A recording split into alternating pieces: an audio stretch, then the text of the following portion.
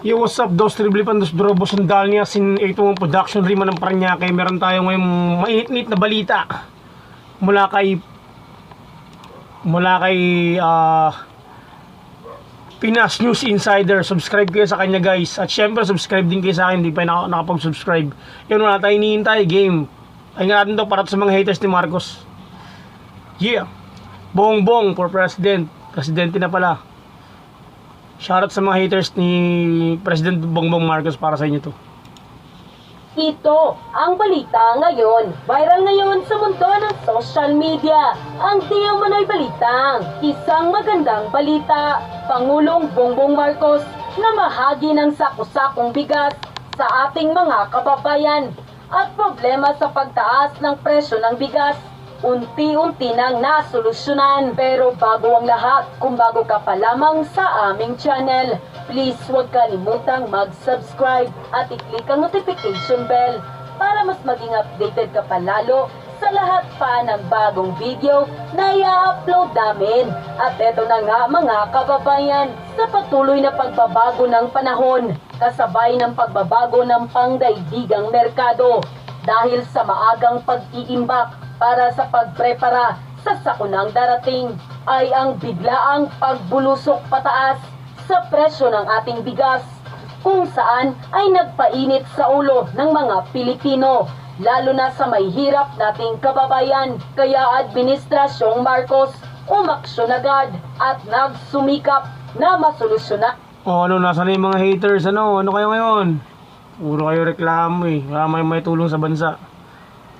Ang problema sa presyo ng bigas na alam naman nating isa sa pangunahing pagkain ng mga Pilipino sa araw-araw. Kung ating matatandaan, kamakailan lamang ay may nahuling smuggled na bigas ang custom sa isang warehouse na walang legal na may pakitang dokumento sa pag-iimbak nito at walang sapat na dokumento sa pagproseso. Nagbigay pa nga ng ilang araw na palugit para magsumiti ng mga legal na dokumento, ngunit wala pa rin silang naibigay. Kaya ngayon, Administrasyong Marcos nagdesisyon na ipamimigay ang 42,120 bags na mga smuggled na bigas sa mga mas nangangailangan nating mga kababayan. At ang isa nga sa tumanggap na nito ay ang purpose beneficiary sa Zamboanga na nakatanggap ng 4,000 sako na premium na bigas. Kaya Administrasyong Marcos, patuloy ang pagbabantay laban sa mga smuggler at hoarder, at hindi lamang sa bigas, Yan, isa sa mga rason yan, yung mga sindikato na yan na nag-hoard ng tapos yung iba naman nagtatabi ng sobra-sobrang bigas sa mga warehouse para pag umangat yung bigas tsaka nila ilalabas, di ba? Tama ang ginagawa ng Pangulo natin. Go, go, President Bongbong. sa lahat ng pangunahing bilihin.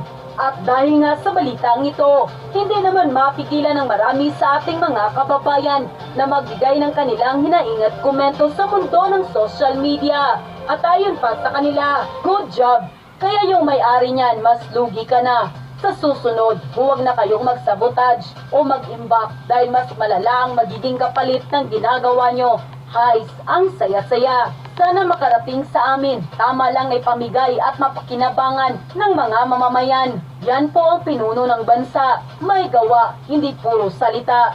God bless po, Apo Pangulo. Ang galing naman po, PBBM. Unti-unti nang umuusad at nasusolusyonan na po ang problema ng bigas. Good job and God bless po sa lahat. Good job, Sir President. At sana patuloy na mabantayan at makontrol ang lahat ng produkto ng pang-agrikultura. Good job, mahal naming President BBM. Yan ang totoong tumutupad sa kanyang tungkulin. Sana lahat ng nakaupo o binoto ng mamamayan, tumupad kayo sa... Familiar ka ba sa Okay, commercial muna tayo. Skip natin, mamaya natin panoorin. Mamaya natin panoorin yung ads para suporta na rin sa content creator nito. Pero may papakilala muna ako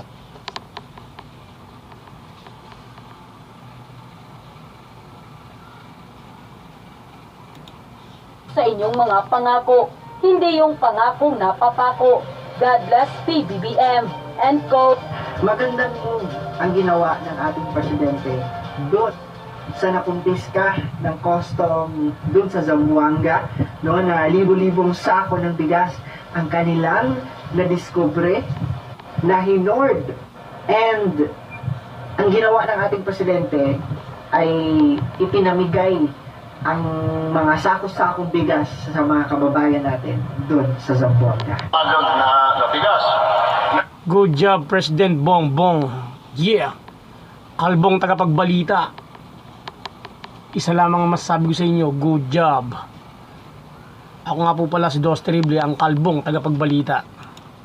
Yun, ito ang mga nahuli ng ating customs. Nakita nila, inimbisigahan nila na mabuti at nakita nila na mayroong ganitong klase.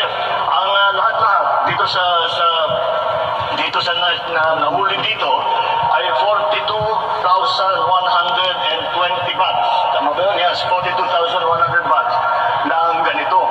Kaya sabi namin, may proseso. Ginawa namin ang proseso. Ang proseso na ganito ay sasabihin doon sa nagpasok, magpaliwanag kayo. Saan galing yan? Saan kayo nagbayad ng taripa? Saan kayo nagbayad ng tax ninyo? Saan kayo lahat ng mga pangangailangan dokumento? Natapos na po ang 15 days, hindi po sila makasagot. Kaya kinuha na namin, kinuha na ng gobyerno, kinuha na ng customs, at ginawang donation sa DSWD at gagawing donation ng DSWD at ng gobyerno sa inyo.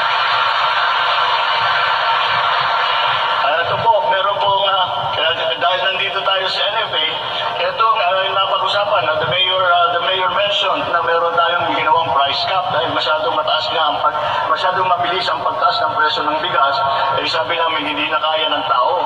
Kaya pinalitan natin, nilagyan natin ng price cap. Sinabi natin sa lahat, huwag kayong bibili, yung mga konsumo, sabi ko huwag kayong bibili ng lampas doon sa price cap dahil hindi sila dapat nagbebenta ng lampas sa price cap. So yun. Ngayon nag-aalala ang mga magsasaka. Paano naman kami? Dahil kung mataas ang price cap, mababa rin ang benta namin ng aming palay. Kaya nagkakaproblema kami dahil ang NFA bumibili lamang, ang authorized lang sila bumili 19 pesos. Sabi ko, nung nakikita ko, sabi ko, baka mahirapan ng kumita yung mga magsasaka. Kaya kahapon lamang ay pinalitan natin at ginawa natin ang pagbili ng NFA 16 pesos to 19 pesos para sa wet na palay at 19 pesos hanggang 24 para sa dry na palay. Kaya tataasan natin ang pambili para sa mga partner. Yung mga talaga naman tayo nakikita natin, hindi lang po kasi dito sa Pilipinas yan.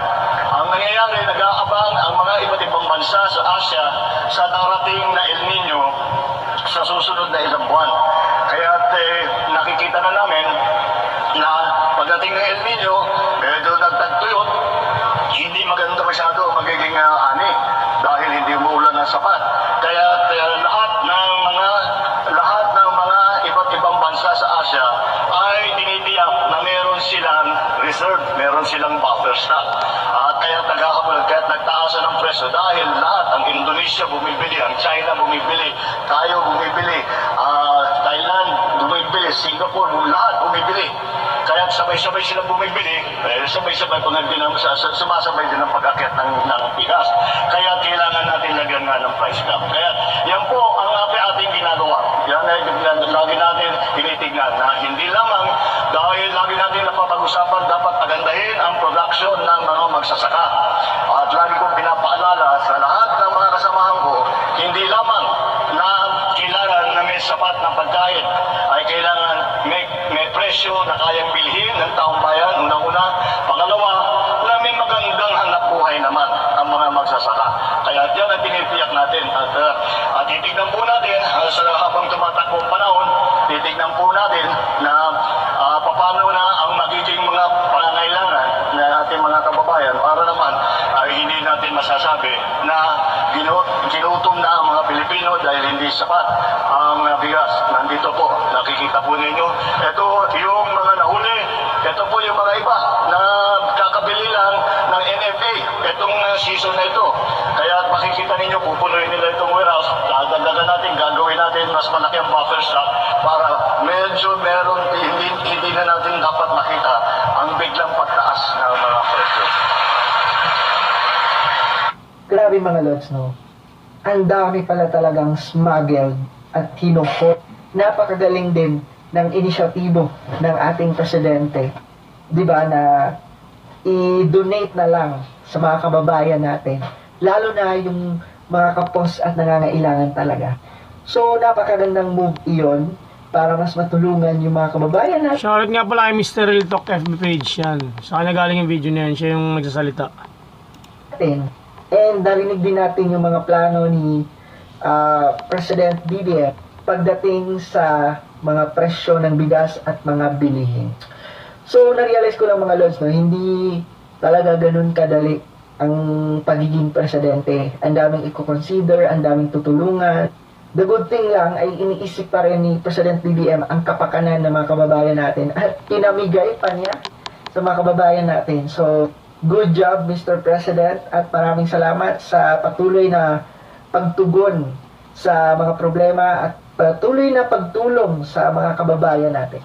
At yun na nga mga kababayan, ano na ang masasabi mo?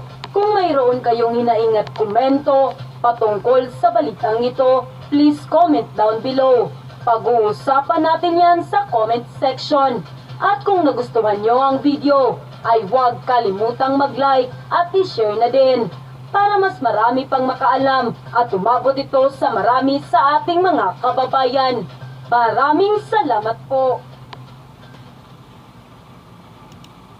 So ayun, tapos na nga ang video balita na galing kay Pinas News Insider. Subscribe kayo sa kanya. At yun, salamat po ang inyong lingkod, Kalbong Bordado. Kung meron kayong mga gustong ipa-review o ipa-content sa akin, ipa-suggest sa akin, comment nyo sa baba sa comment section. Salamat. Isa ng tagumpay para sa ating Pangulo. Labanan ng mga ang mga illegal na gawain, mga nilang na yan. Yun. Kalbong Bordado, Dos Terribles, Dos Dorobos, Sundal niya, Singit mo Production, 8-11. Yeah, bye-bye.